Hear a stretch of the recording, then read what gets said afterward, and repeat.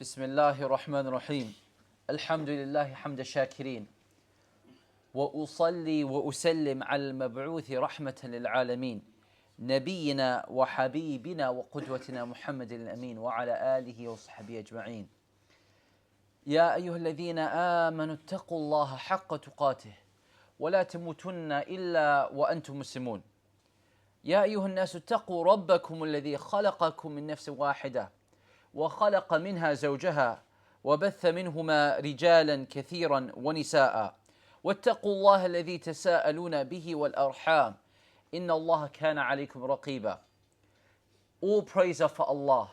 We praise Him, we seek His aid, we seek His help, and we ask for His forgiveness. We seek protection with Allah from the evil within our own selves and from the consequences of our actions. Whoever Allah guides to the straight path, then there's no one who can misguide that person.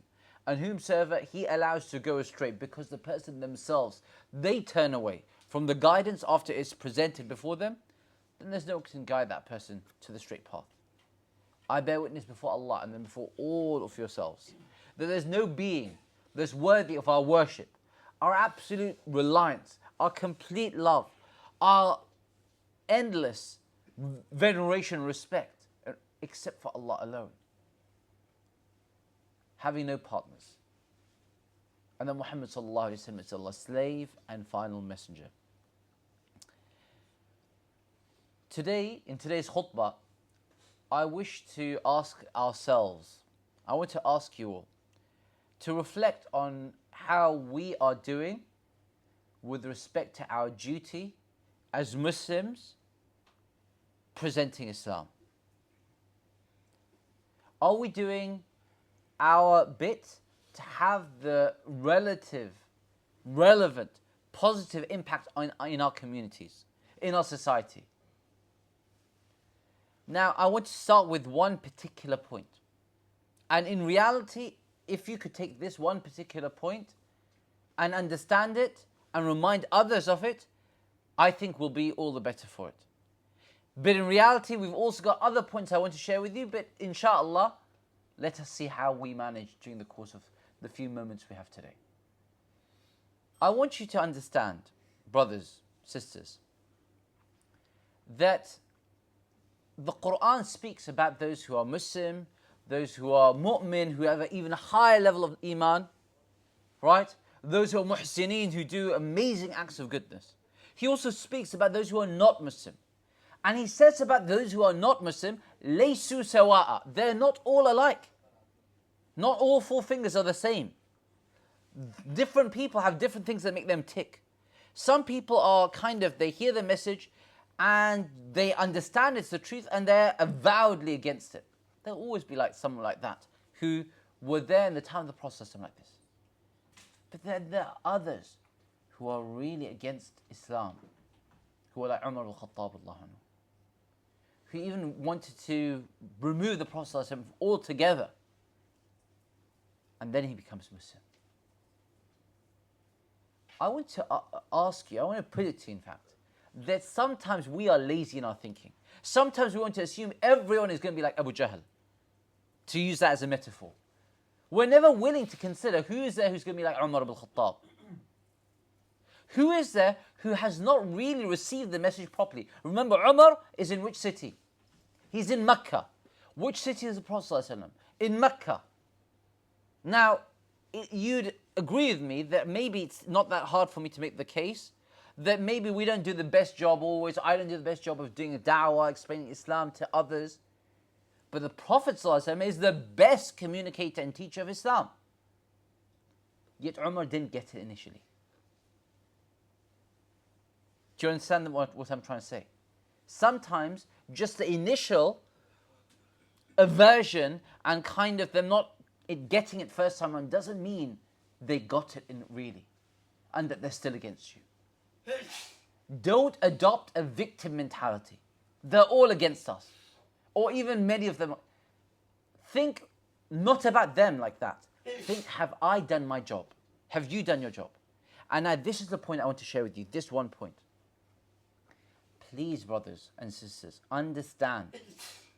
It is not like common sense to most people. And I'm going to say, look, our country here, England, predominantly, non-Muslim, maybe even predominantly white.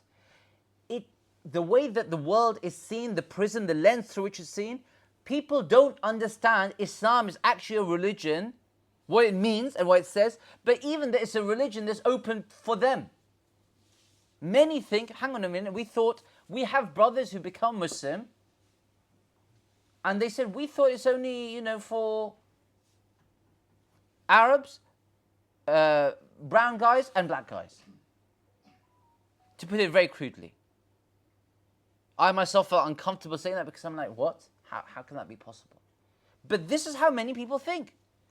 Many people will think this is just a religion that's been, you guys do it because your parents did it, right? It's just part of your culture.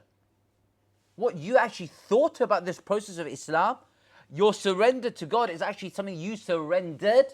You did this out of choice, having thought about it, not just because, you love mommy and daddy. This is something which is alien for many people. Now I know, brothers and sisters, this is very frustrating for many of us, if not all of us, because we're like, compared to where we stand, this worldview seems ridiculous. What do you mean that we haven't thought about it? Do you think we're not grown-ups and adults? We make our own decisions. Of course we are. Do you not see the commitment? It takes time for people to stop and think. And here's my point. Our job is to really not get into that victim mentality, that very negative place where we think no point trying. No point trying to build that bridge of understanding. To try again and again in different ways to give them an opportunity to be exposed to yourselves, to ourselves, to understand what really makes us tick. Why have we chosen this? And not that actually, why have we chosen this, and here's a pamphlet and a booklet and a copy of this and a recording of that. But they need to get you to understand how we think, how we feel. What makes us who we are.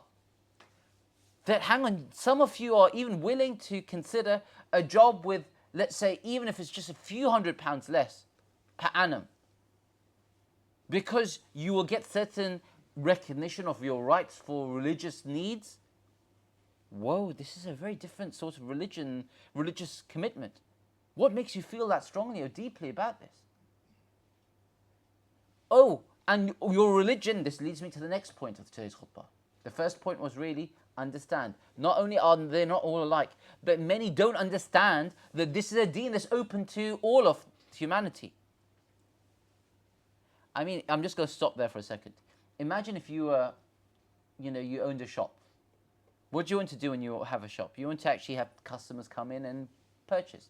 Imagine, Allah forbid, like it used to happen apparently in quote-unquote the old days, people only of certain colours or backgrounds could enter certain shops.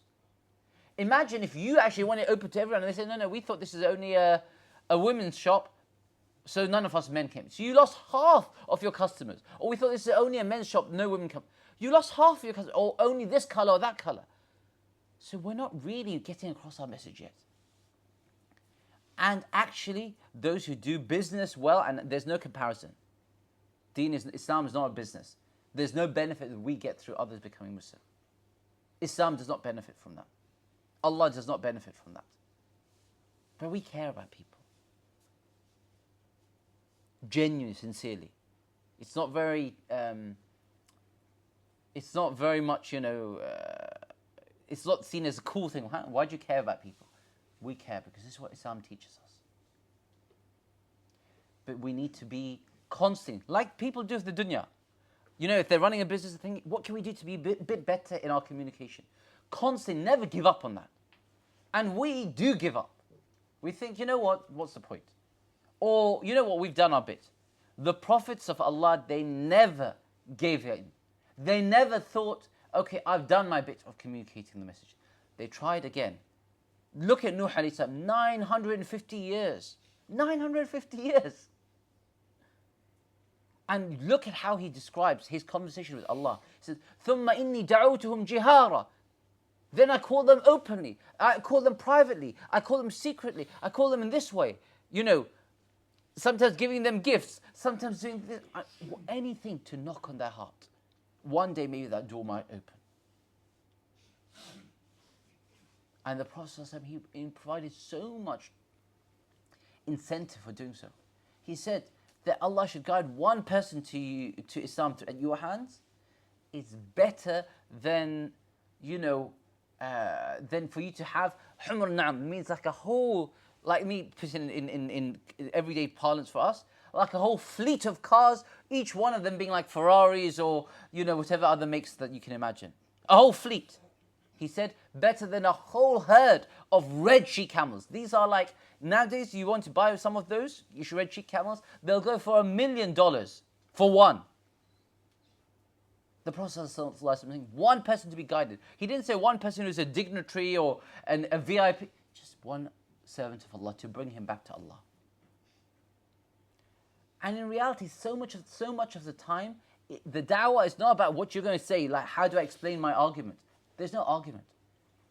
Are you the better version of yourself that you present Islam? You're a representative of Islam. I'm a representative. Do they see us and think, you know what? There's something really interesting going on in that person. I know this sounds funny to us, but that's actually how human beings look. They're looking around always on their phone, in real life, for something to follow, a fashion to follow. And sometimes they're looking for something deeper as well. When they see that in you, they will feel, it'll cause them to stop. When they hear from you, actually, it's not just a cultural thing. Actually, all different colors come together. When they hear that actually, not this last census, which is 2021, we're in 2024 right now. They're still processing the data, as far as I'm aware. But in 2011, the census occurred, and 8%, 7.8%, that's 8% of the British Muslims are actually white.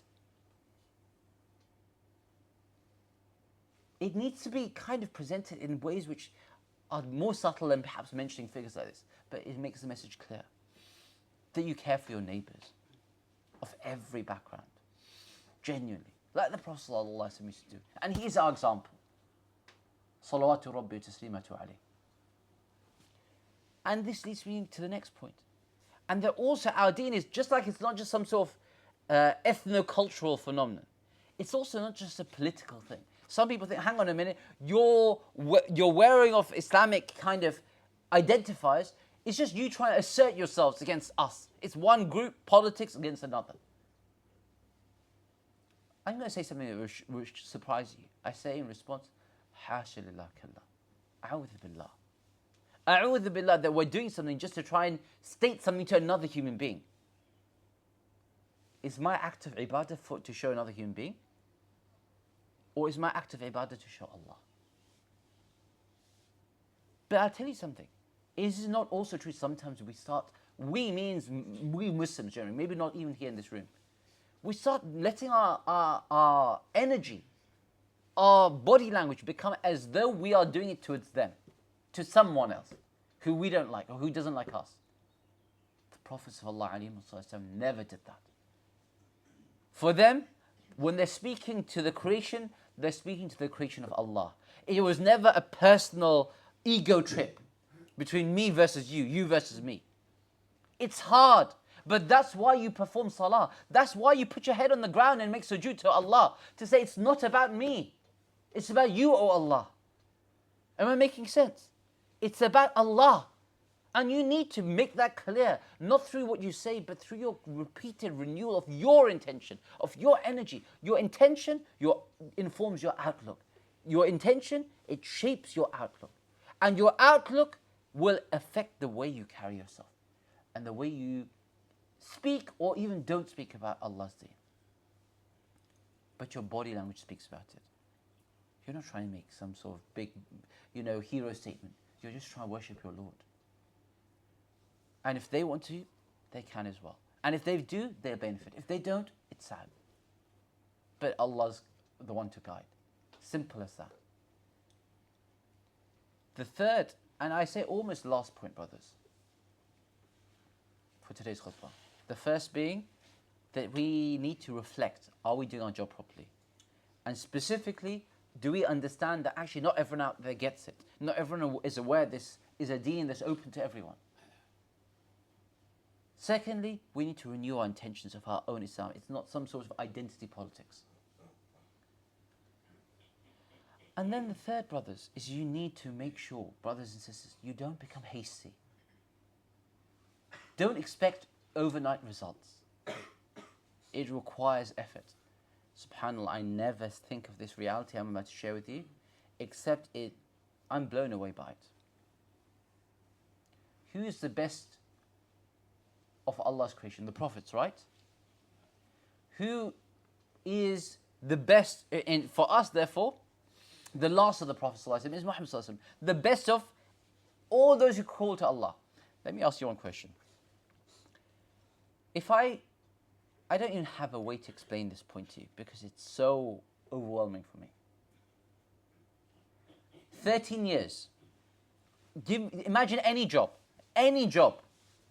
This could be even a simple task, like some sort of thing that you fix with your hands, or you are making programming, whatever it is, or you're treating patients, or you're giving da'wah to Islam. If I said to you, over 13 years, you received less than 100 conversions, or 150, would you think that's an amazing achievement?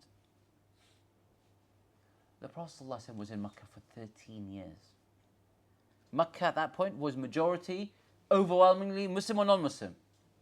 Non-Muslim, Qurashi, pagan, religion that was being followed.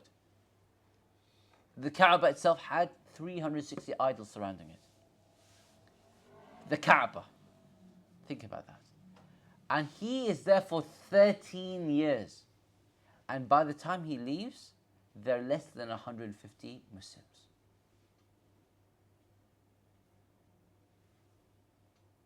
Just imagine what that feels like. That would have felt like. And just recognize that we therefore are being very hasty. Because that was 13 years. But then the Prophet ﷺ went over to Medina. And I'm sorry I have to add this kind of obvious statement. It wasn't that Medina suddenly makes everything different. But when Allah decides, there's a tipping point. Things tip over and change. But He forged the best believers in Makkah. Allah delivers according to His time, not according to your time. Be a true slave and servant of Allah. Don't think He's there to operate on my time or your time. Have that. Be humble. Recognize He's the King. He decides. You do, and He decides. You work, and He gives His will when He wishes. He's the King. So be patient. Don't expect overnight results. I want to end the khutbah really, brothers, by saying the following point. That with these current elections, Muslims will, for a start, I don't have anything particular to say about it. For a start, as charities, the regulations themselves say that there's not meant to be any spiritual influence. This to be brought to bear, who to vote for. There's no such campaigning. That's actually even allowed. But if I'm completely transparent with yourselves as well, there's nothing specific to be said. People will all know what they think is the right thing to do, etc. But beyond that, of course, I would say to you, to inshallah, if you registered, to then definitely vote, etc., etc. But don't think change comes from one avenue alone or the other. Rather, the core of this is part of our deen, to be engaged in our society like that. It's part of our deen to be engaged in society through, being involved in your local, in your kids' schools, through doing this, through doing that. To be fully involved in all those ways, that's part of the deen. And I encourage that, strongly encourage that. But let's be clear, the core of the deen is to be a servant to Allah. And actually also be clear that sometimes in life, not necessarily now, but sometimes in life, no matter which decision you make, you will feel like you or the Muslims have lost out. The Muslims in Mecca could have gone east, they could have gone west, they'd still be in the situation at Mecca 13 years hence, 150 Muslims only. There's nothing the Prophet ﷺ could have done differently that would have brought out a different outcome. But what was needed was listen to this line, they needed Islam to keep them going for those years. So you might have another 10 years where you need to actually really have extra sabr. You need to then work on your Islam and your Iman individually and as families. That will be your fuel that will keep you going. The prophets of old, they faced adversities and challenges, so why should we not? You're from the same deen. We're all from the same deen as them, as of the Sahaba radiallahu anhum. But what keeps you going is being connected to Allah. And actually understand that it's just a statement of Allah to be, kun, and it is. Do not get drawn into false ways to exert your energy, to burn your energy. There'll be some Muslims who will get really annoyed and upset, and they will turn the deen into like a political movement. It's not. Others will turn it into some sort of identity politics. It's not. Others will kind of distance themselves from the deen altogether. That is the big loss as well. The ultimate loss. Keep your eyes on the prize. That is the pleasure of Allah. That is the prize. Continuously ask Allah for hidayah and guidance. Remain steadfast with your prayers. Make dua to Him and know that He hears.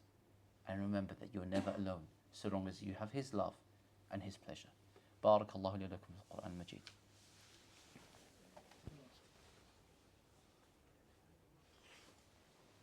الحمد لله وكفى وصلاة وسلاما دائما على عبده النبي المصطفى وعلى آله وصحبه وسلم تسليما كثيرا ثم صلوا على خاتم الأنبياء والمرسلين فقد أمركم الله بذلك في كتاب المبين فقال جل من قائل إن الله ملائكته يصلون على النبي يا أيها الذين آمنوا صلوا عليه وسلموا تسليما اللهم صل على محمد وعلى آل محمد كما صليت على إبراهيم وعلى آل إبراهيم إنك حميد مجيد ورضى اللهم عن الصحابة والتابعين ومن تبعهم بإحسان إلى يوم الدين وعنا معهم بعفوك وجودك وكرمك يا أكرم الأكرمين اللهم اهدنا واهد بنا وجعلنا سببا لمن اهتدى يا رب العالمين اللهم آت أنفسنا تقواها وزكها أنت خير من زكاها أنت وليها ومولاها اللهم إنا نعوذ بك من جهد البلاء ودرك الشقاء وسوء القضاء وشماتة الأعداء ربنا اغفر لنا ولإخواننا الذين سبقونا بالإيمان ولا تجعل في قلوبنا غلا للذين آمنوا ربنا إنك رؤوف رحيم رب اغفر لوالدينا رب ارحمهم كما ربونا صغارا ربنا هب لنا من أزواجنا وذرياتنا قرة أعين وجعلنا للمتقين إماما وأقم الصلاة